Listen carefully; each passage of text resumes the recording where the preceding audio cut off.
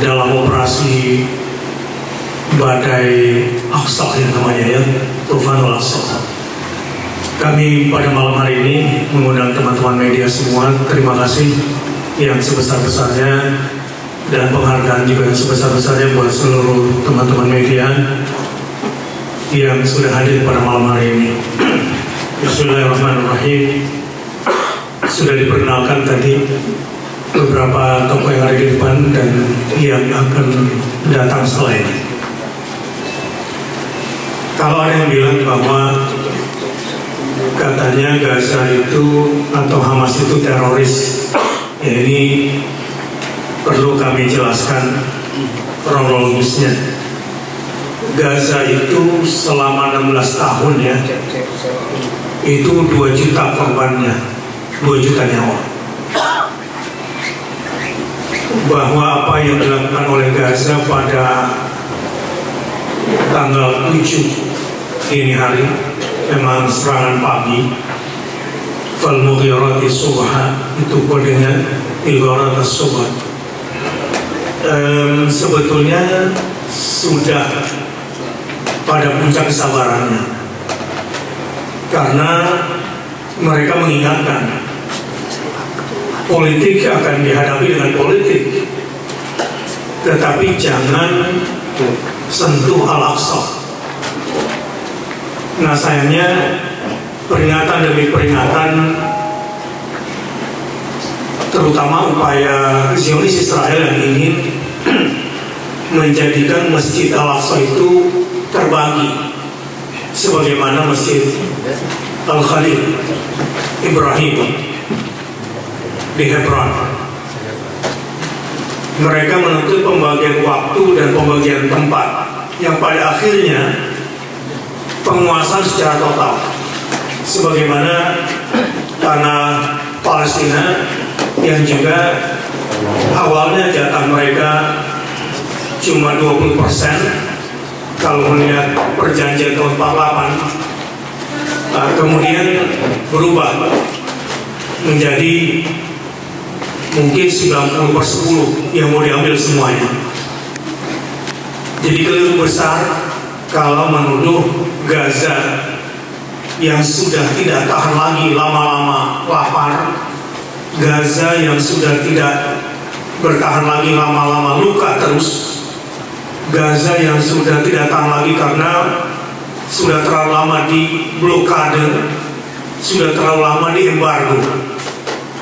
Bagaimana mungkin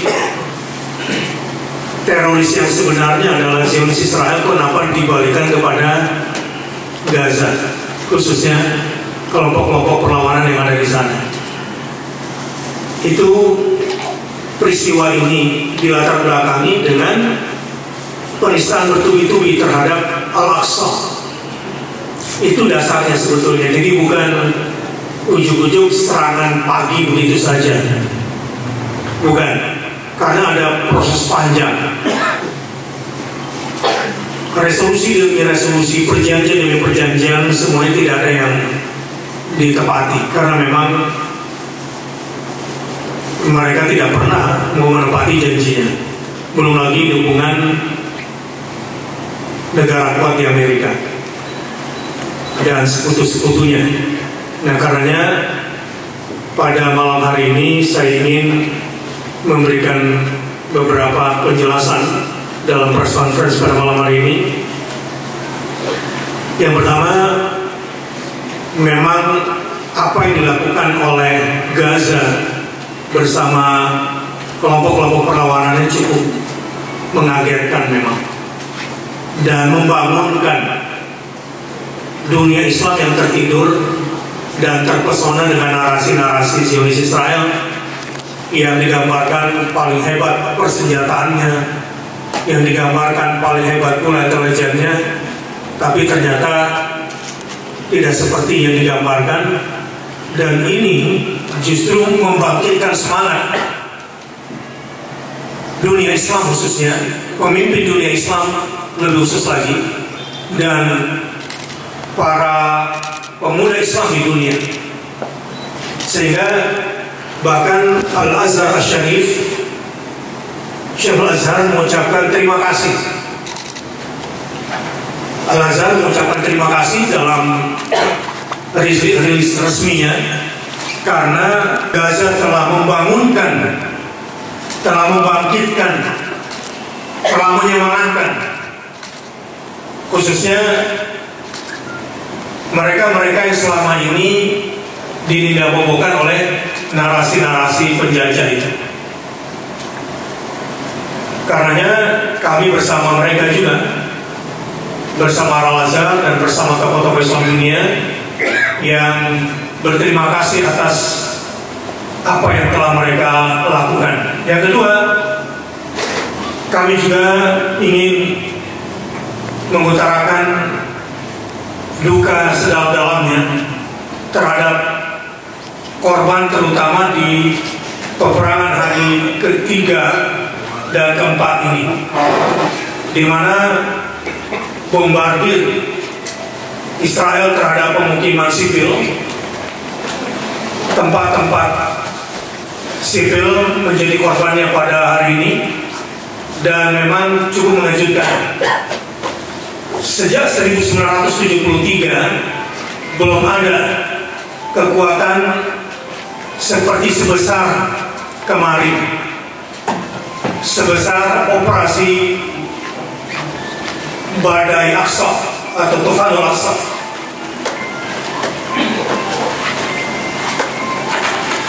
Ini juga pertama kali bagi Israel mengumumkan perang. Yang terjadi selama ini adalah invasi. Invasi itu biasanya dilakukan oleh yang kuat terhadap yang lemah. Namun kali ini pernyataan perang itu mungkin barangkali tanpa disadari adanya rasa keseimbangan, melihat keseimbangan yang terjadi. Seperti kita ketahui, Amerika tidak menunggu waktu selain langsung menggelontorkan dana 8 miliar, juga mengirimkan kapal induk berikut pasukannya.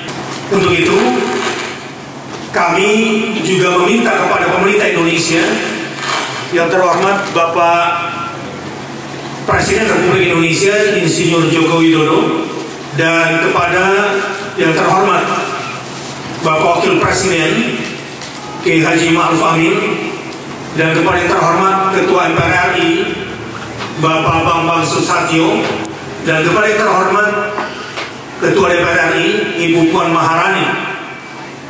Saya sudah mendengar pernyataan Presiden yang tetap konsisten, dan mudah-mudahan instruksi Presiden kepada para menterinya dalam hal ini, utamanya Kementerian Luar Negeri, semoga bisa ditindaklanjuti ke tingkat teknis dalam bentuk